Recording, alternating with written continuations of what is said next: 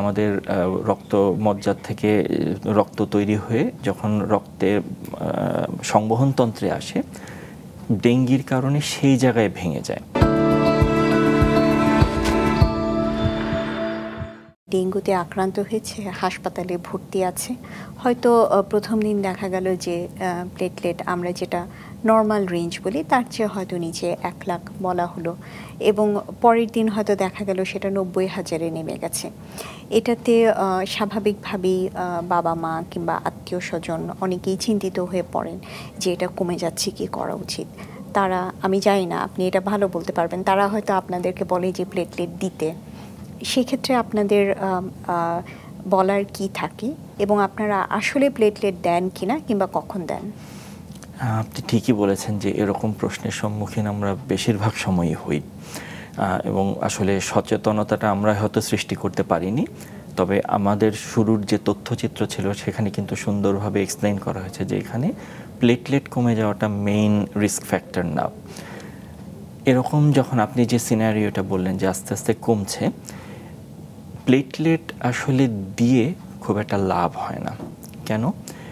একটু আগে আমি বলেছি যে আমাদের রক্ত মজ্জার থেকে রক্ত তৈরি হয়ে যখন রক্তের সংবহনতন্ত্রে আসে, ডেঙ্গির কারণে সেই জায়গায় ভেঙে যায়। আমি বাইরে থেকে সাপ্লাই দিলেও সেটা ভেঙেই যাবে। মাঝখান থেকে যেটা হচ্ছে, আমরা ফরেন বডি, একটা বাইরের মানুষের জিনিস দিচ্ছি কোনো উপকার ছাড়াই। ডেঙ্গিতে সাধারণ অবস্থায় আমাদের প্লেটলেট দেওয়ার কিছু স্পেসিফিক গাইডলাইন আছে। যেমন যদি অ্যাক্টিভ ব্লিডিং শুরু হয়, অনেকেরই আসলে হয়তো অনেক নিচে নামলেও ব্লিডিং হয় না বেশিরভাগেরই, কিন্তু কারো কারো ওই 1 লাখের নিচে অনেক সময় রিস্ক থেকে যায়। এরকম ক্ষেত্রে আমরা দিব প্লেটলেট। আমাদের যদি কোনো একটা 10,000-এর নিচে কাউন্ট হয়ে যায় তখন আমরা দিব, অথবা ইমার্জেন্সি কোনো সার্জিক্যাল প্রসিজার দরকার যেখানে আমার রক্ত বন্ধ জমাট বাঁধানোর প্রয়োজন আছে, তখন আমরা হয়। তার মানে একদম স্পেসিফিক ইন্ডিকেশন আছে কখন প্লেটলেট দিতে হবে।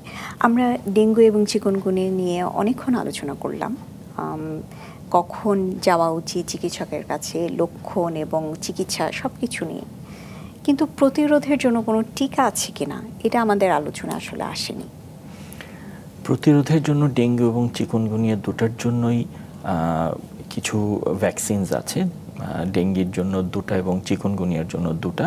রিসেন্টলি আমেরিকার থেকে এগুলি অ্যাপ্রুভড হয়েছে, কিন্তু এখনও বাংলাদেশে এসে পৌঁছেনি। এগুলির এখনও কিছুটা স্টাডি ফেজে আছে, সো যে কারণে এখনও এটা তৈরি হয়নি, বাট আস্তে আস্তে আসছে এবং ইনশাল্লাহ এক সময় আমাদের দেশেও চলে আসবে। আচ্ছা, গর্ভবতী মা যদি ডেঙ্গু কিংবা চিকুনগুনিয়াতে আক্রান্ত হন, সেক্ষেত্রে গর্ভস্থ সন্তানের কি কোনো ক্ষতি হতে পারে?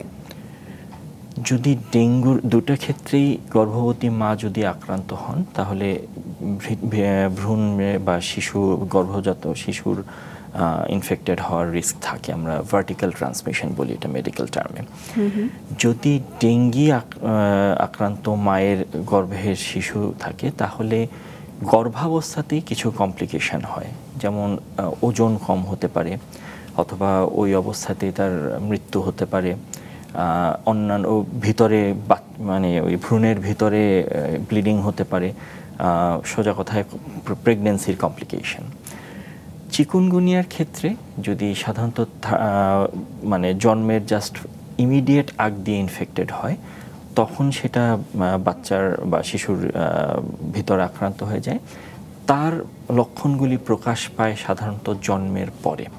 সেক্ষেত্রে বাচ্চার একদম নবজাতকের জ্বর থাকে, শরীরের র্যাশ থাকে, এবং এই র্যাশগুলি খুব ফোস্কার মতো ব্লিস্টারিং র্যাশ থাকে, কালো পিগমেন্টেড হয়ে যায়। বাচ্চার নড়াচড়া কম করতে পারে, বিকজ তারও আসলে অনেক ব্যথা হয় এবং তার জন্য সে কান্না করে, বেশি খাওয়া দাওয়া কম করে, ইত্যাদি সিমটমসগুলি দেখা যায়।